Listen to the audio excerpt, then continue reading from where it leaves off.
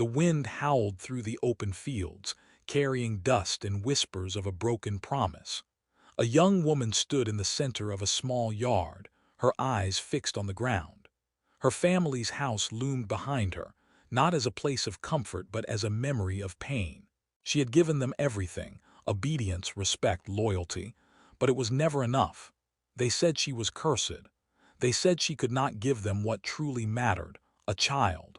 The word barren echoed in her ears like a sentence she could never escape. Her mother stopped speaking to her. Her father avoided her gaze.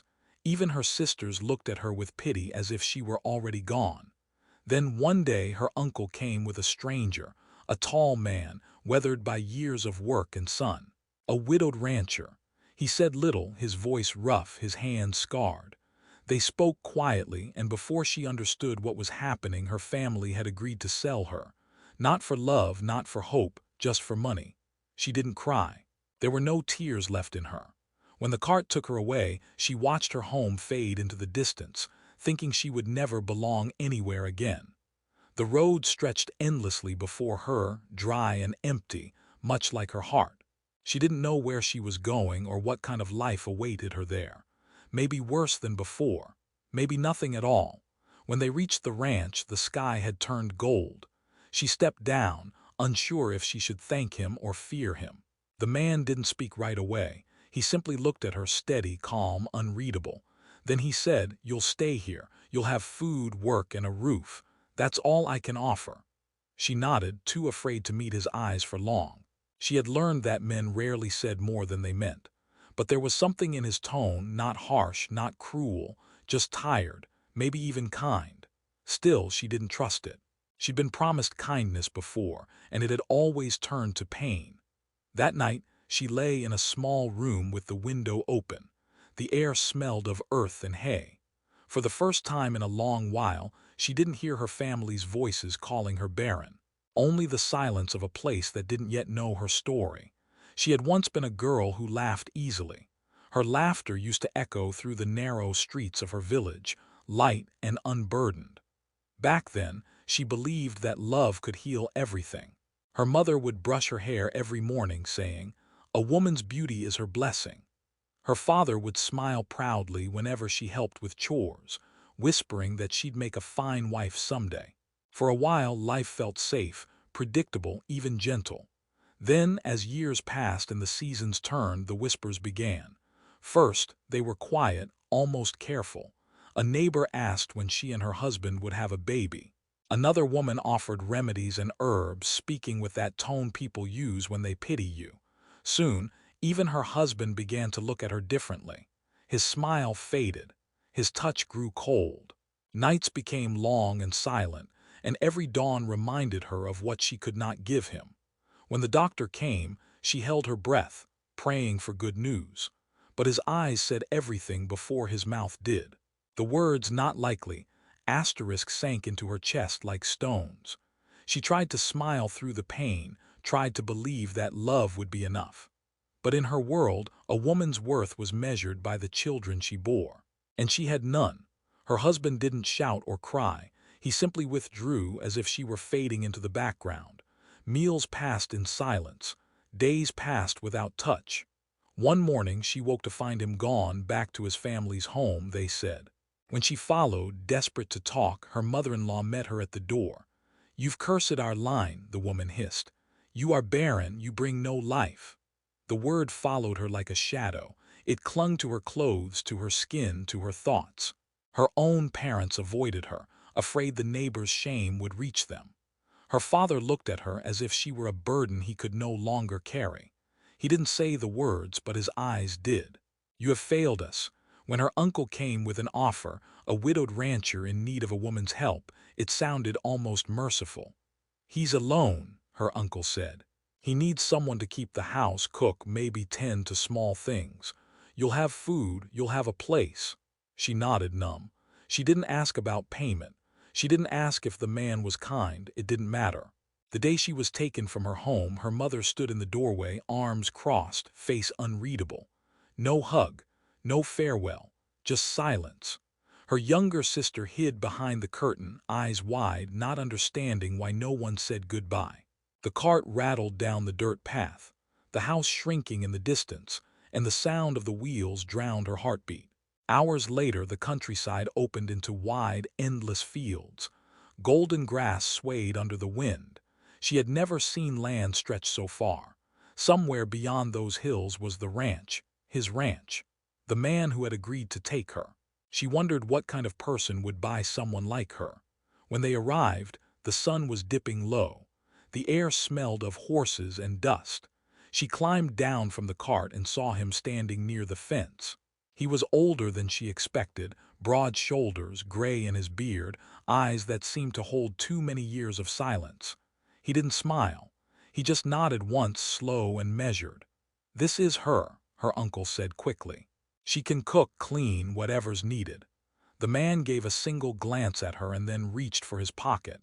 He handed over some folded bills without a word. That was it. A simple exchange. She wasn't a daughter or a wife or even a woman at that moment. Just something handed over. Her uncle didn't look back as he rode away.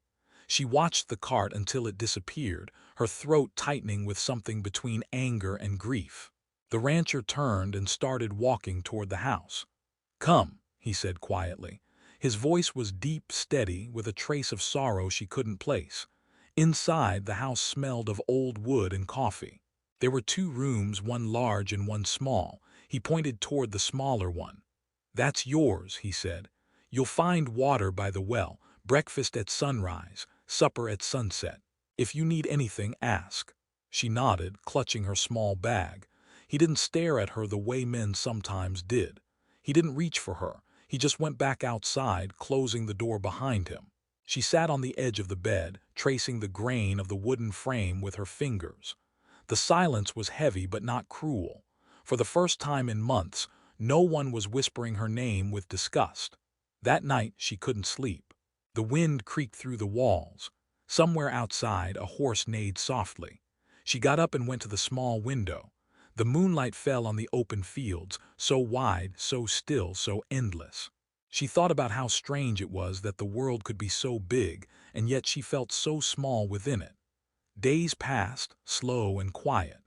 She woke before dawn to fetch water, learned the rhythm of the ranch, how to make bread, how to mend shirts. The man said little, but when he did, his voice carried no anger. Sometimes she caught him watching the horizon after sunset, as if waiting for someone who would never return. She didn't ask. She knew the look of loss too well. When she dropped a plate one morning, it shattered on the floor. She froze, waiting for shouting for punishment. But he only looked up from his chair and said, "Be careful, that's the last of them." Then he returned to his coffee.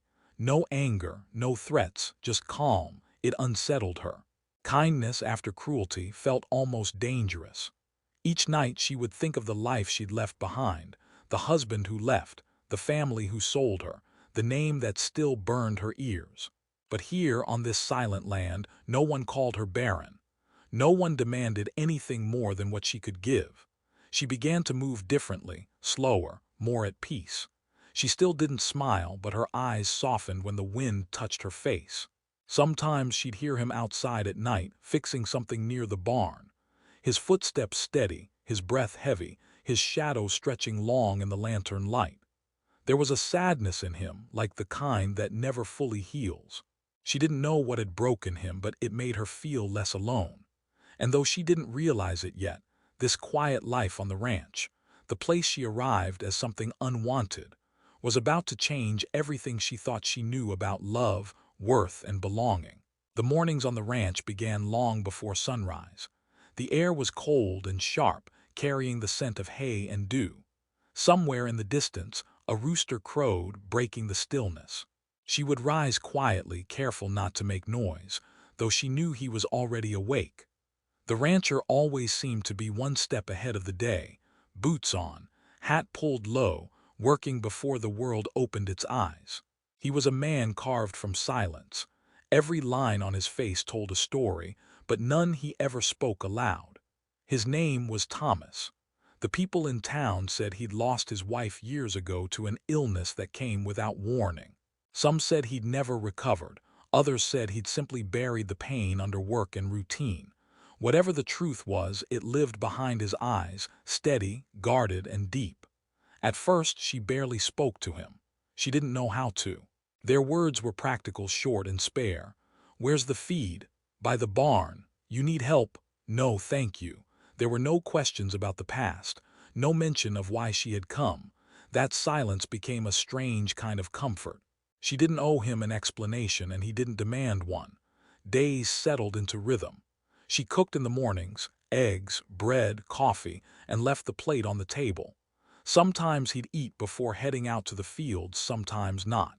She mended his shirts in the evenings, sitting by the faint light of an oil lamp, her fingers tracing each tear, each patch, each stitch like she was sewing a life back together one piece at a time. One afternoon, as she hung the laundry, she caught sight of him near the barn, shirt sleeves rolled, arms tanned and scarred. He was fixing the fence post, muscles moving with quiet strength. There was nothing soft about him, no easy charm, no polished manners. But there was honesty in the way he worked, something steady and sure that she hadn't seen in years. It wasn't the kind of strength that demanded to be noticed. It was the kind that simply existed, calm and unshaken. He rarely went into town. When he did, he'd bring back supplies, flour, oil, salt. Once, he returned with a new pair of boots and left them by her door. No words, no explanation, just the boots. She touched them that night, the leather still smelling new, and wondered what kind of man gave without asking for anything in return. The first time he smiled, it startled her. It was evening, the sun dropping low behind the hills. She had burned the stew by mistake, the smell of smoke filling the kitchen. She panicked, expecting anger. But when he walked in, sniffed the air, and saw her red-faced with embarrassment, he just chuckled, low, quiet, genuine. "Well," he said, "guess we'll call it smoked stew." It wasn't a big laugh, but it broke something inside her, a wall she didn't know she still carried. After that, their silence felt different, softer, more alive. They began to talk in small ways. About the weather, about the animals, about the stars. She learned that he'd built the ranch himself, piece by piece, after his wife passed. He said it gave him something to keep his hands busy when his heart wasn't. She didn't ask more, and he didn't offer. Some griefs, she understood, didn't need words. He began to notice things about her too. The way she tied her hair back when she worked. The quiet hum she made while sweeping. The way she looked out at the horizon at dusk, as if searching for something beyond the fields. Sometimes he'd stand beside her, neither speaking, just watching the sky turn from gold to violet.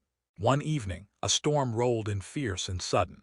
Rain hit the roof hard, wind howling through the cracks. She rushed to close the shutters, but one refused to latch. Thomas appeared beside her, his hands rough and strong as he held it in place. For a moment lightning flashed, and she saw his face close to hers, wet, tired, kind. Their eyes met, and neither looked away. Something unspoken passed between them, not love yet, but the beginning of trust. When the storm finally calmed, they sat by the fire, the air still humming from thunder. She offered him tea, her hands shaking slightly. He accepted it, staring into the flames. After a long pause, he said quietly, "You don't have to be afraid here." She didn't answer. Her throat was too tight for words. The next morning, he was already out before dawn again, as if the moment had never happened. But the words stayed with her. They followed her through the day, through the chores, through the quiet nights. "You don't have to be afraid here." Over the next weeks, she began to see pieces of him that the world never had. The way he paused before stepping into the house, as if remembering someone's footsteps that used to be there. The way he set a second plate at the table even when he didn't expect company. The way he looked at the empty chair across from his. Sometimes, she caught him watching her work, not out of ownership but out of quiet gratitude, as if her presence had filled some empty space in the house. She didn't know what to call what was forming between them. It wasn't quite friendship, not yet love, but it was real. Something fragile, something that could only grow in silence and time. One evening, as she swept the porch, he joined her. The sun was sinking, painting the fields in gold. He leaned against the railing, his hat low over his eyes. After a long silence, he said, People talk too much about what's missing in others. They forget to see what's there. She looked at him, unsure if he meant her, but he didn't explain. He didn't need to. She went to bed that night thinking about those words the way he'd said them, not as comfort but as truth. For years she had been defined by what she couldn't give. But here, on this quiet land, she was starting to feel seen for what she was. The days rolled on, slow and steady, and though neither of them said it out loud, something inside both of them began to heal. The past still lingered like a bruise, but the pain was no longer the whole story. There was warmth now. There was light. And somewhere deep within her, for the first time in years, a small spark began to stir, something like hope. The sky had softened to a pale orange when she finished her chores that evening. The ranch was quiet except for the sound of wind brushing against the fences. She wiped her hands on her apron and turned toward the house. Inside, the lamps flickered low, their light spilling gently across the wooden floor. Thomas sat by the table, reading a small, worn book. His face, half lit by the flame, looked older in that light, lined, tired but calm. She hesitated at the doorway, unsure if she should speak. For weeks now, she'd grown used to his silence, to the steady rhythm of their unspoken understanding. But something in the air felt different that night, less distant, more alive. She cleared her throat softly. "The fence by the north field," she said. "It's loose again." He looked up. "I'll fix it tomorrow." "I can help," she said quickly. Her voice surprised her as if someone else had spoken. He studied her for a moment, then nodded once. "All right." The next morning they worked side by side. The sun rose warm, burning through the morning mist. He showed her how to drive the posts deeper, how to loop the wire tight enough to hold. Their hands brushed once when they reached for the same tool. Neither spoke, but both felt the small jolt of connection.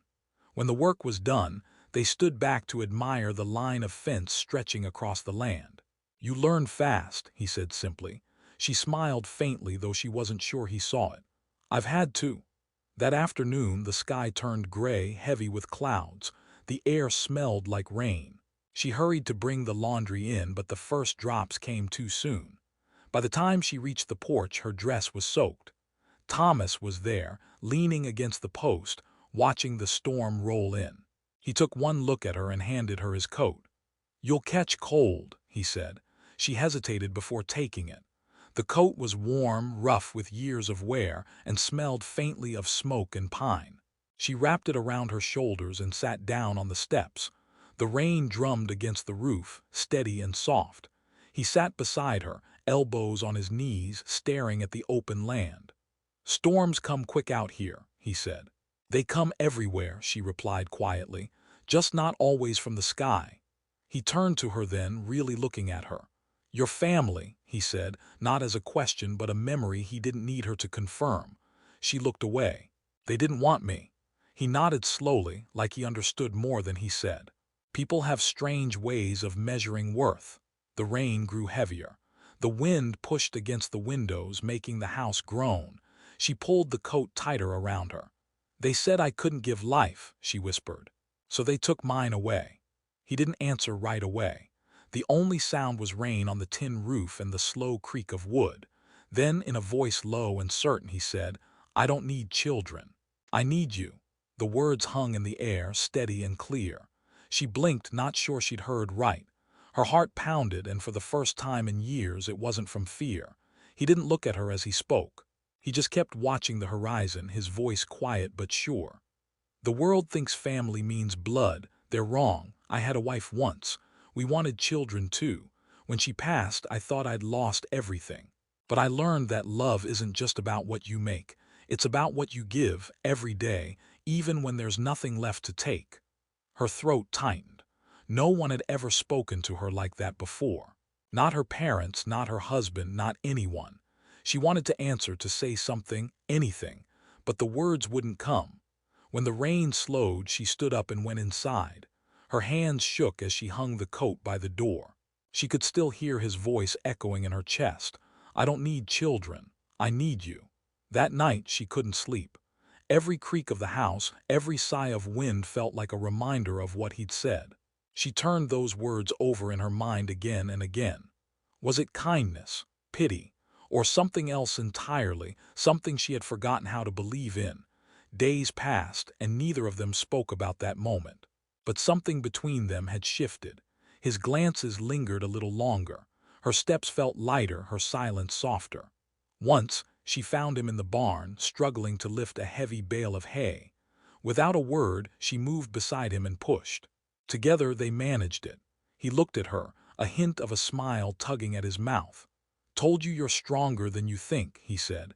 She laughed quietly, a sound that startled them both. He froze, then smiled, fully brief, real, like sunlight breaking through cloud. The next morning she found a small potted plant on the table. It was a wild flower freshly dug, its roots still damp. A note beside it read, "For the kitchen window." Her hands trembled as she touched the leaves. No one had ever given her something meant simply to grow. As the weeks went on, the air between them filled with quiet ease. They worked together in the fields, shared meals at dusk, spoke little but understood much. One evening she noticed him fixing the fence again, hammering slow and steady. When he caught her watching, he said, "It's strange how things mend stronger where they broke." She nodded, knowing he wasn't talking about the fence. Later, after the day's work, they stood by the porch as the sky turned gold. The horizon stretched endlessly before them, and she thought how far she had come from the girl who was sold as barren. She hadn't been looking for hope when she came to this place. Yet somehow in the quiet and the work in his words it had found her. He turned to her then, his voice low. "You know," he said, "this land can be lonely, but with you here it doesn't feel that way anymore." She met his gaze, and for the first time she didn't look away. The silence between them wasn't empty now. It was full, of things neither could say yet but both could feel. Somewhere beyond the ranch, the wind carried the scent of rain again, but she no longer feared the storm. The seasons began to turn. The air grew warmer, the days stretched longer, and the ranch came alive with sound. Horses snorted near the fence, birds built nests under the eaves, and the earth smelled rich and wet after every rain. She woke each morning to the same view, the sun spilling gold over the hills, but something inside her was different now. The silence that once felt heavy had become peaceful. The emptiness she carried no longer hurt. It was beginning to feel like space, room to breathe, to grow, to begin again. Thomas was still a man of few words, but his presence had changed too. He moved slower now, not from age but from ease. He would pause in his work to watch her feed the chickens, or to listen when she hummed softly while sweeping the porch. Sometimes she caught him looking, not in pity, but in quiet admiration. He never said much about it, and he didn't need to. Some things, she was learning, didn't need to be spoken to be true. One morning, he asked her to ride out with him to the far pasture. The sun was only a faint glow on the horizon when they set out, horses' hooves crunching softly against the dirt road. She hadn't ridden in years, not since before her family had cast her out. The saddle felt strange beneath her, but freeing too, like she was reclaiming a part of herself that had been taken away. As they rode, the wind tangled her hair and she let it. Thomas rode beside her, quiet as always, but his eyes softened when he looked her way. They reached the edge of the land, where the river ran slow and steady. He dismounted first and helped her down. His hands were rough but gentle, warm against hers. They stood by the water for a while without speaking. The river glimmered in the light, and she felt a strange calm settle over her. "You built all this yourself?" she asked finally. He nodded. "After she passed, I didn't know what else to do. Work was the only thing that kept me standing." She looked around at the vast, thriving land, the fences, the barns, the rows of crops, and thought of the pain that must have built it all. "It's beautiful," she said. He smiled faintly. "It's quiet, that's enough for me." When they rode back, she noticed how the house looked different now, less lonely, more alive. Smoke rose from the chimney. Flowers she'd planted weeks ago were blooming by the fence. It didn't look like his home anymore. It looked like asterisk theirs. But peace didn't come without its tests. One day, while they were in town buying supplies, she overheard whispers. Two women near the store spoke just loud enough for her to hear. "That's her," one said. "The barren one." The one her family sold. The words cut deep, sharper than she expected. Old shame rose in her chest, hot and heavy. She turned away quickly, her face pale. Thomas, noticing, placed the sacks on the wagon and came to her side. "Everything all right?" he asked. She nodded, though her voice trembled. "Just tired." On the ride home, silence stretched between them, not the comfortable kind they'd grown used to, but a brittle one. Her mind replayed the women's words over and over. When they reached the ranch, she went straight to her room. Later that night, he knocked gently on her door. "You've been quiet," he said. She hesitated before answering. "People talk," he nodded, leaning against the doorframe. "They always do." "They called me Baron again," she whispered. "Like it's my name, like that's all I'll ever be." He looked at her for a long moment, his eyes steady. Then he said, "They don't know you, I do." Her voice cracked. "But what if they're right? What if that's all I am?" He stepped closer, his tone calm but firm. "You are not what they say. You're the one who keeps this house warm. The one who brings light into a place that had none. The one who laughs again, even when the world tried to take it from you. That's who you are." Tears welled in her eyes before she could stop them. He didn't reach out, didn't try to comfort her with touch. He just stood there, giving her space to breathe, to let it out. Somehow, that made her feel safer than any embrace could have. After that night, something inside her changed. She stopped flinching when people whispered. She stopped avoiding mirrors. She began to speak more, to laugh openly, to hum louder while working, to tell Thomas stories from her childhood. Sometimes he'd listen in silence, a soft smile tugging at his mouth. One evening he came home late, dirt on his hands and sweat on his brow. She met him at the door with a cup of water. He drank deeply, then looked at her with that quiet gratitude that said more than words. "This place feels different," he said. "Feels like a home again." She looked around the room, the fire glowing in the hearth, the small plant on the windowsill blooming bright yellow, the table set for two, and smiled. "That's because it is." Life settled into a new kind of peace. There were still long days, still hard work, still memories that stung. But now there was laughter too, and shared meals, and the simple comfort of knowing she belonged. Sometimes at dusk, they'd sit on the porch, watching the sky fade from gold to purple. The silence between them was no longer made of pain. It was made of understanding. He would glance her way and say, "You know, the land listens better when you're here." She'd laugh softly, shaking her head. "You're imagining things." "Maybe," he'd reply, smiling. "But I like imagining them."